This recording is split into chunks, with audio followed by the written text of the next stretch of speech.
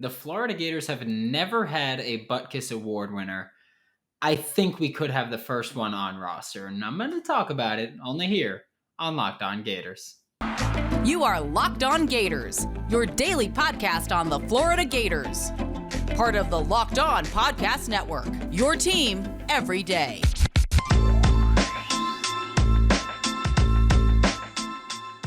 Hello, and welcome back to another episode of Locked On Gators, part of the Locked On Podcast Network, your team every day. Thanks for making Locked On Gators your first listen of the day. We are available daily and free wherever you listen to podcasts. Happy Wednesday. I'm Brandon Olson. You can find me on Twitter at WNS_Brandon. Find my written work at the Whole Nine Sports and Giants Country of SI.com. Vacation's almost over. It's hump day. After this, 2 more vacation days, and then we're done with it. But today we're talking about a potential Butkus Award winner. There are actually 3 Florida Gators that I'm looking at and I'm saying they can do it. Not saying that they do have it, but they could have it on roster. I think we do. I'll tell you that. I think we have the first winner. I don't know which one it will be, but I think all 3 of these, if they reach their potential, can do it. First up is Ventrell Miller. Which sounds weird because, he's someone who we've talked about. He's not amazing in coverage. He's not a complete liability. I hate when people go, Ventrell Miller, he's primarily a run stopper, which means he's bad in coverage. No, he's primarily a run stopper. That's a fact. He is primarily a run defensive linebacker. But he's not bad in coverage. I realized before, I was like, he's not awful. He's not bad. No, he's average to above average in coverage. And I think that he'll be helped by this defensive scheme. But, I mean, I absolutely hate that I see so many people go, it's driving me crazy that it's like, he's good at run defense. He's got to be bad in pass coverage. And it's like, what kind of Neanderthal caveman thought is this? Good at one, bad at the other. Like, what is this? No, get out of there with that, frankly, stupid thought process. It's horrible. The biggest knock you can give Ventrell Miller heading into the 2022 college football season or Florida Gators season is that he's coming off an injury that limited him to just 46 snaps in 2021.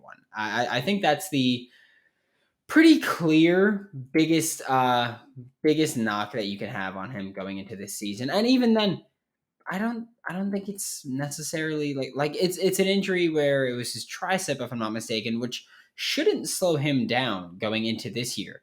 But you look at the year before that with 2020 and the year before that with 2019, he was a good contributor. I almost said viable, but he was a good contributor to this defense that contributed in multiple ways. And I'm going to read his PFF stuff because I think that's one of the best ways to talk about defenders. Where he had 560 snaps in 2020, 452 in 2019, which is, I'm not good at math, but 1,000. Basically, right? If I'm not mistaken, it's like 1,012 or something like that. So I have no problem with using that as our sample size. And in pass rushing snaps, he's had 59 pass rushing snaps. He had 21 pressures in those 59 snaps. That is ridiculous, by the way, but a lot of that is timing your blitz properly and getting there. He's had 8 sacks in those 2 years.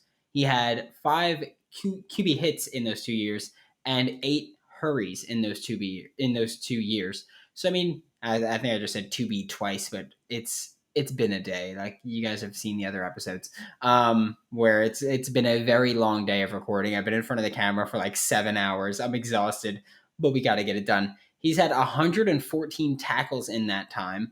The missed tackle rate is not great. The missed tackle number is not great, where I can't break off those percentages in my head, but 12.3% in his career, including a 20.3% missed tackle rate in 2019, which he improved to 8.7 in his 2020 season. And he had in his 1.25 games played in 2021, that rate was 0%. He had 8 tackles, no missed tackles, 3 run stops. He had 43 run stops in 2020, 30 in 2019 for 73 total run stops. In coverage, he hasn't been great, but he's been actually kind of better. Like, the numbers look better than I was expecting, given how much he's dunked on relentlessly in coverage. But in his career, 60 targets, 44 catches allowed, 376 yards, 1 touchdown, 1 pick, 4 passes broken up, a passer rating of 87.9. Not ideal, but we've we've seen worse in Gainesville. So I think in coverage he's been okay, like not great, not bad. But he's been okay in coverage. In run defense, he's been phenomenal.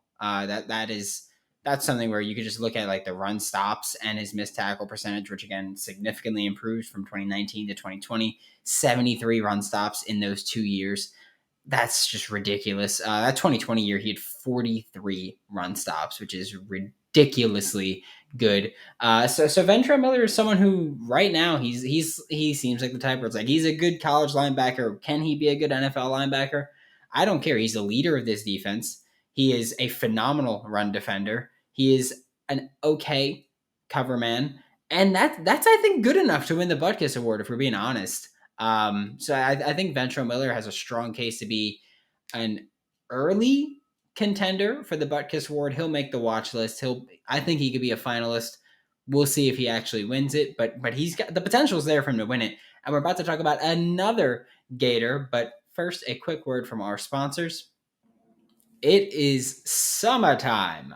I am on vacation, as you can see clearly. I'm resting right now, but no, I'm on vacation and I feel pretty good with my body right now and my summer bod.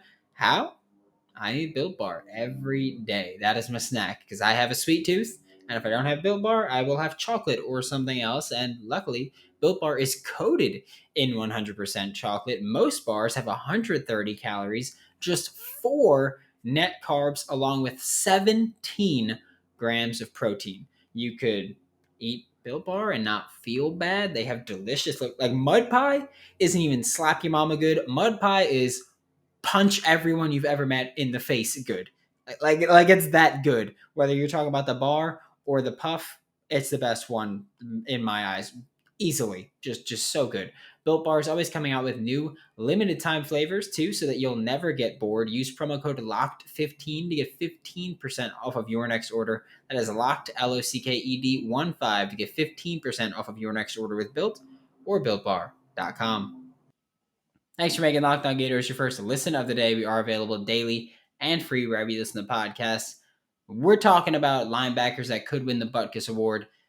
Talked about Ventrell Miller last segment. This segment, we're talking about none other than Florida's favorite linebacking son, Diwun Black. I mean, everybody's been so high on Diwun Black for years now.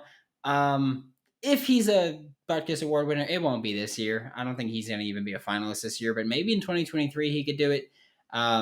Everybody's got like weird timing with their eligibility. So 2023, if he's got eligibility, I think he could do it because, I mean, finally going to see him hopefully get playing time. And by that, I mean, he's probably going to be a starter. He's projected to be a starting inside linebacker in this defense, but we finally get to see him play defense because last year, I've spoken about it a few times already in this 2-week span that I've been on vacation, where, you know, we keep seeing players that were like, oh, hopefully they'll finally get playing time this year because for some reason the last coaching staff just wouldn't play people when they should have played them. The running back room was atrocious. The running back snaps were atrocious. Offensive line was a little weird. Tight end was a little weird. There's a lot of people where it's like, well, we'll finally see him play this year. And Diwun Black falls into that category. He didn't play a defensive snap last year. He only played special teams. And that's weird and stupid, if we're being honest. But Diwun Black is a freaky athlete, and he's a versatile playmaker, which we know this because, you know, he played throughout his college career and throughout his even high school towards the end of it. He played safety. He played off-ball linebacker. He played edge rusher. And this is, I've spoken about this defensive scheme so much. he is the perfect player for this defensive scheme. He's someone who is proven that he can at least rush the passer a little bit throughout JUCO, and on tape, he's had success rushing the passer every now and then. On the tape, he's had success in coverage. We know that. That's what he's supposed. That's supposed to be his bread and butter. And he's kind of the anti Ventrell Miller, where you go, well, Ventrell Miller's fantastic in run defense. Diwun Black probably won't be, and I think that's. I think it's fair to say that we can project again. He's never played a defensive snap, but I think it's fair to project that he's going to have a little bit of struggles in run defense, at least early on in his time on the field. Primarily because he's thinner for a linebacker, so he's going to have to sift through that traffic.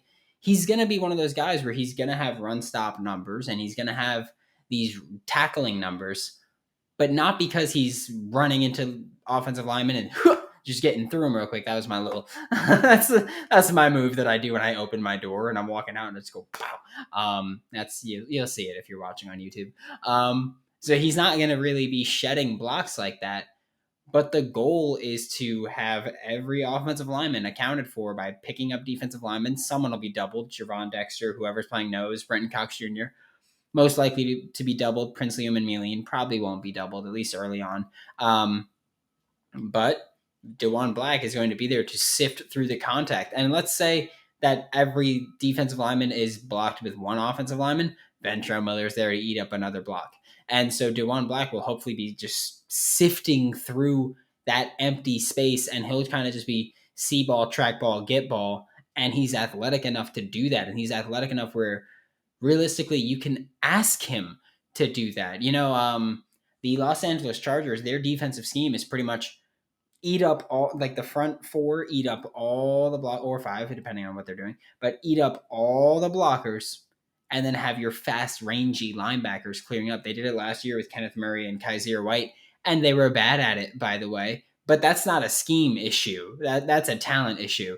Where this year, it's going to kind of be the same, where the defensive linemen are trying to make stops in the run game, but they're also occupying these blockers for Diwun Black to come clean things up. And I spoke about it the other day. I forgot which episode it was. It might have been Monday with Scooby Williams. Same thing. They're going to be eating up blocks for you, and you're a smaller linebacker, sift through, get in between, and make the run stop there. And that's going to be a vital part of this defense for Diwun Black, where he is just a perfect cog. Like, he's a perfect chess piece for this Patrick Toney defense, where you go, what do you want him to do? You want him to rush through the A gap? He can do that, especially because he could jump between people. He could just make himself skinny, as you say, and get between a guard and a center and get into the backfield. You want him to make run stops? He could do that. He can't really get off blocks easily, or at least we're not projecting that he gets off blocks easily, but he can make the tackles. What, you want him in coverage? That's what we want him to do. Like that's his specialty there.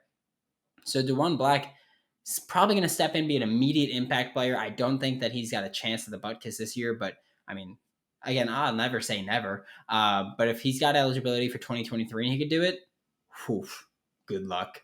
I think if you get a year of experience on actually playing defense and you put him with a second year in this defense, he's going to be a freak. And that's just fantastic. We're about to talk about one more future Butkus candidate, but first, a quick word from our sponsors. Shemar James. I'll throw it out there right now. We're wrapping up the show by talking about the final Butkus candidate. And Shemar James is the guy that I'm throwing out there. I don't care what you say about him, how you feel about him. I'm doing it. He's not a 2022 Butkus candidate. That'd be stupid for me to say. If I were to say that, I should just lose all credibility. I think he'll be playing on this defense, but not enough to be a Butkus candidate. But in 2023 or 2024, he could be in the conversation because he should be a starting linebacker here. And he has been. I know that a few times in this time I've mentioned the June 15th Gator Collective Twitter Spaces. Shemar James is in there. By the way, the man is just an absolute fool. Just everything he goes, Anthony Richardson, I have a question for you. Can you get them to let me play receiver for a little bit? And it's just like, what? Like, it's just a fool. But he has said in the more serious moments that he's been primarily working out as the will linebacker, which is weak side, but that he wants to work Mike into his way. I doubt he'll ever be a Sam unless he bulks up, which significantly, which I don't think he has to do. And there's not really many places for an off-ball Sam in the modern day college game.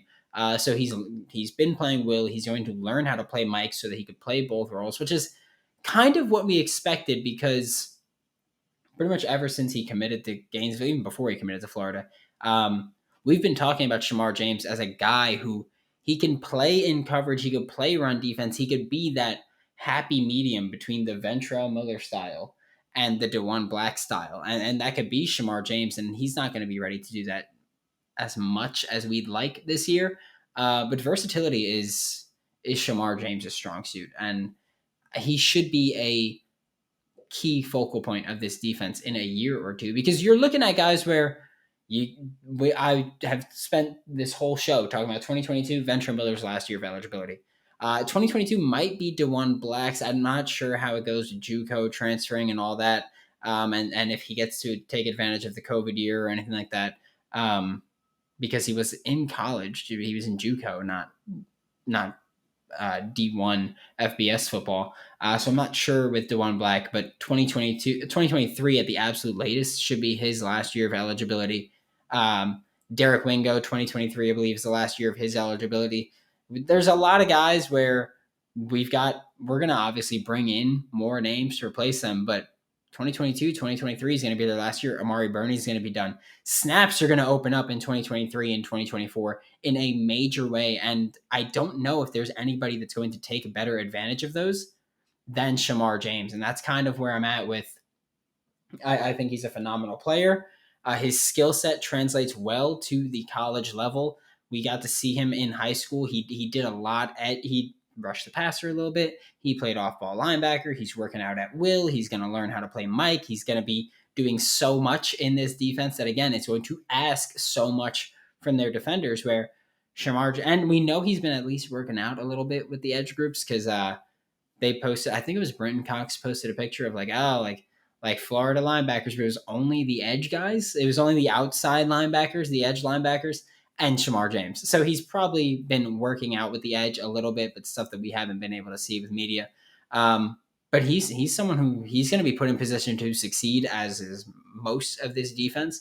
And Shemar James is someone with all the tools and the skill set and the athleticism to take advantage of that. And that's why I'm like, you know what? Shemar James gonna be that dude. That's where I'm at with it. And again, I know that I'm higher on him than most. I'm very high on Shemar James. I think he's going to be a freak. 2022, Butkus is not in the cards for him, but 23, 24, we could see some stuff happen, and we could see, hopefully, the first through these three guys that I listed are the most likely guys on roster to be hopefully the first Florida Gators Dick Butkus Award winner. And hopefully, again, best linebacker in the nation. Let's try to make it happen. Thanks for making Locked On Gators your first listen of the day every day. We are available daily, ad-free, wherever you listen to the podcast. We'll be back tomorrow with more on your Florida Gators. Now make your second listen to the Locked On NBA Big Board podcast. Rafael Barlow, Richard Stamen, Sam Ferris, and Leif Thulin give fans an in-depth look into the biggest prospects, the latest player rankings, and, of course, big boards. For Locked On Gators, I'm Brandon Olson. Don't forget to follow me on Twitter at WNS_Brandon. Find all my written work with Whole Line Sports and GiantsCountryofSI.com, and I will see you all tomorrow.